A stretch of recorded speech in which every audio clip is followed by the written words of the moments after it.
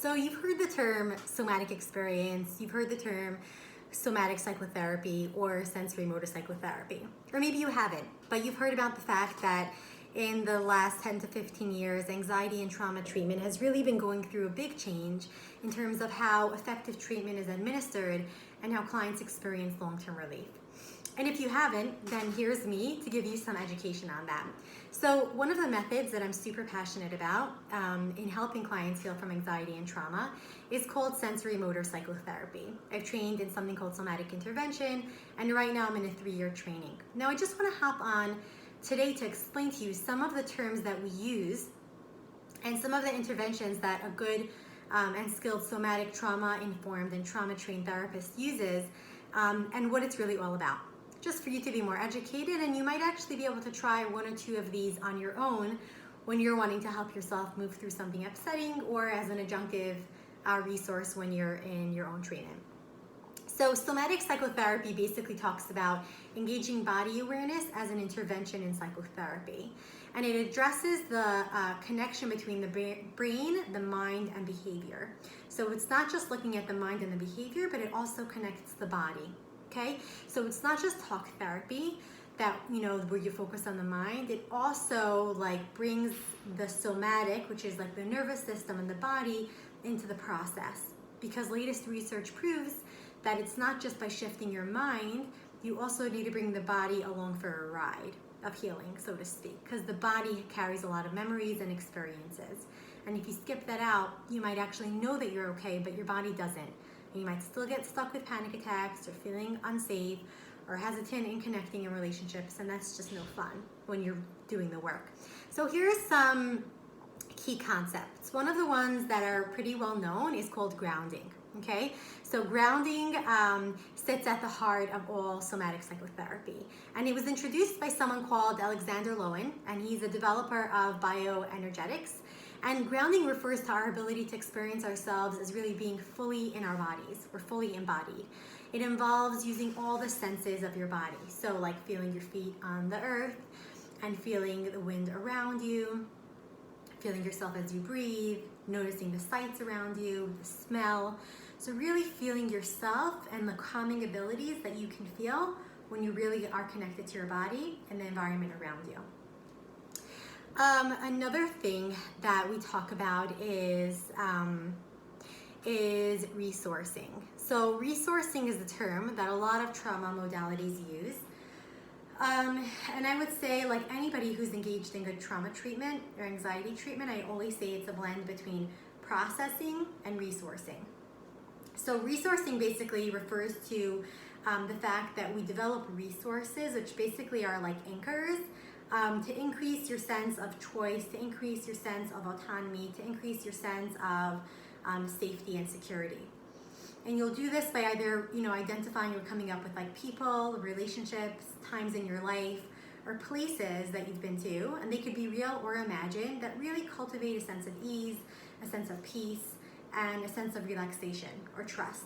So someone might resource their grandmother, someone might resource walking in a yard with a best friend. Someone might resource the feeling of God when they pray, right? So resources are something that we use, and we use it because then we do processing. Processing could really be wavy and bumpy, and we need the body and the nervous system to be able to ground with an anchor and then do the processing, and then ground with the anchor so the body's able to move through it. So resourcing is the term we use a lot. Sometimes for resourcing, clients might draw something. Sometimes they might do it more in the imagination. Sometimes we create something. We might use something physical like a rock or a scent. So that is resourcing. Another thing that we talk about is staying descriptive. So staying descriptive means that with somatic awareness, sometimes someone might say, I have a headache. But a somatic therapist is actually going to want to go farther, right, and deepening your somatic awareness. So if you have a headache, then what happens is that we make interpretations, or we get to understand some of your symptoms and the relief that we want to help you experience based on the tension, where it's held, your posture, how you're holding your body, because there's beliefs that you carry in all the cells of your body. There's memories that you carry. So we don't always make necessarily like interpretations, but we will use actually the data to help us then guide us where we are going to go to help you experience relief, right? So you can do this by, noticing the sensations in your body. So you might want to use descriptive words like I'm feeling this like pounding, or this sharp feeling, or this coldness, or a tingling, right? Or like this. So there's a lot of descriptive words to help you deepen the experience. And cultivating the awareness is really something that's bringing what's happening on your body into conscious awareness. Because many times we're consciously only aware of what's in our mind, but our bodies are going through a lot. So when somebody comes in and they have like a twitch, or somebody comes in and they have this chronic backache, or a bellyache, or an inability to really swallow, right, really well, or like a certain part of their leg, and all of the medical reasons have already been, crossed off. It's not from a medical reason. Many times we look at like somatically helping the body move through tension, a memory, a belief, or an experience that got trapped in that part of the body. And people have done some fascinating healing work. Something else that's pretty well commonly used is this term called titration. So titration is like titration is used when we turn our awareness to a traumatic event that was stored in our body, right? Then you're going to release the experience and the trauma by releasing small levels of distress at a time. And we do that by titrating it. It's kind of like if you have a valve and you're squeezing just a little bit at a time. It's not like, oh, let's talk about the trauma and it's all flooding you and it's like, let it out, you're gonna feel better. That's not how good trauma treatment works. Many times people are afraid of doing trauma work because they're like, I don't wanna be flooded, I don't wanna be triggered. And the whole point of somatic therapy and a lot of the good trauma-informed therapies these days is that many times we can help the body release and relieve a lot of the uncomfortable trauma symptoms without going through all the details of the narrative. It is not necessary. We can help the body move through it with really just some basic words and some themes. It's not like back in the day where a lot of it was focused on exposure and retell the story. Sometimes actually that just perpetually keeps people triggered and re-traumatized, which is what good therapy is not about. So titration is basically used by both of the people who developed two different somatic psychotherapies. One is Somatic Experience by Peter Levine and Sensorimotor Psychotherapy by Pat Ogden. One of the ways that titration is accomplished is by something called pendulation. Pendulation is when you oscillate between the feeling of distress and the feeling of calm and security. So it would be like, we spoke about resourcing before and grounding. So it would be like helping the client, it's almost like a pendulum, right? So remember, that warm, loving grandmother sitting on the sofa with her, the warm feeling inside of you, that feeling of security. And as you notice that, could we just take a moment and pay attention to like the word or the part of your neck that gets very tight, or the word attack, right? So we're not even going into a whole narrative. And I'm giving a simplified version, but you basically might pendulate from one to the other, so the body's able to move through the experience, and then it helps titrate and move through some of the trauma or anxiety experiences that were digested and kind of stuck in the body. Because anxiety and trauma symptoms get stuck, and we want to help them unstuck. Okay?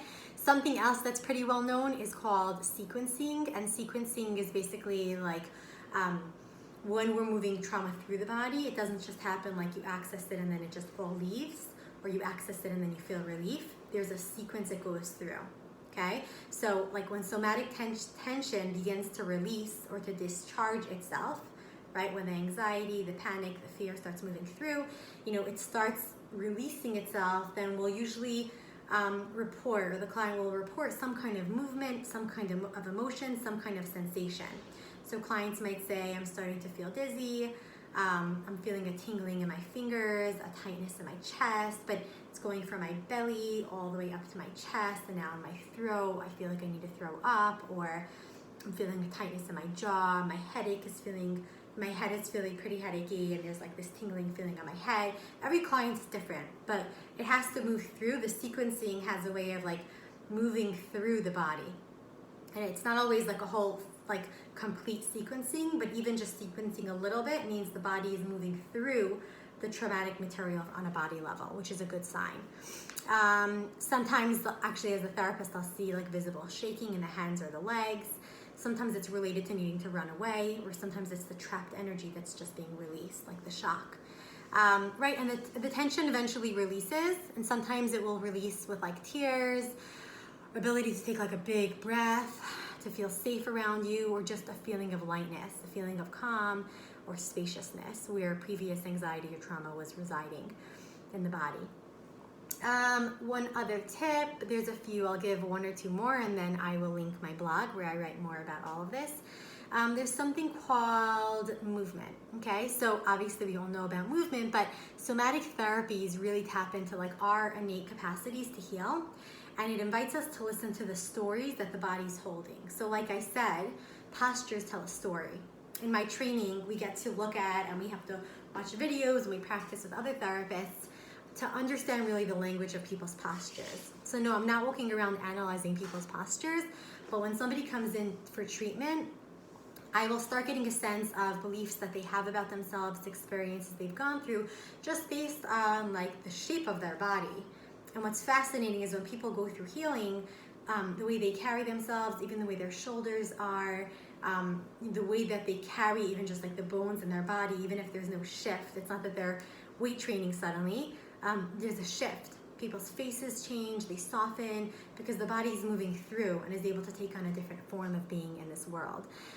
So postures, gestures, right? The use of the space that we have. People sometimes are in very little space or take up a lot of space, right? So, you know, we might use someone who has like an impulse to kind of like hide, or to be, you know, very engaged in defensive mechanisms, right? Shutting people down, getting very angry, brushing people off, or just completely shutting down or dissociating. So what we do with movement is that we help the client intuitively, when they're in touch with their bodies and minds, you know, re-engage in these movements. So if somebody feels like they have to hide, or they have to like be really angry, we'll help them re-engage in these movements, so that they can actually have like a resolution and a feeling of completion in the body. So if somebody, you know, naturally wants to hide, and then in somatic therapy we help them engage in that hiding movement, and we get much more information about when that started, which part learned that they have to hide or be invisible or be always on defense or angry. We move through it with the physical movement in a slow, intuitive, aware way. The body can actually get more information, work with the part that experienced that, so it can lessen over time, and it can have better coping mechanisms and better defense mechanisms. So that's movement. And the last one that I would talk about right now is self-regulation. So somatic therapies really talk a lot about the neuroscience and how we respond to stress and trauma. And you know, the research really focuses on mindfully being able to stay connected to the body in the midst of any kind of emotions or sensations that you're going through. So when you develop your awareness to your body sensations, right, you're much better able to regulate and respond to emotional intensity, right? So what happens is, as people process trauma or process anxiety, or even if they don't have that, but they notice they're just easily activated or agitated or space out and shut down or get very anxious or depressed, a lot of the somatic therapy helps the person develop an awareness and gives them tools so that when there are emotionally intense situations or interactions, the body has the ability to stay connected to themselves, the environment, and the other person in the midst of intensity. And this is especially true while they're healing trauma, but also not just the healing trauma and therapy session, but also while they are navigating the world. So those are some tips that I spoke about, right? Self-regulation, movement, sequencing, titrating, resourcing, right? Staying descriptive, and grounding. So those are some tips, and I have a blog with more information, but this is for you, and if you're interested in somatic psychotherapy and in helping cultivate more of a body-centered, aware way of living.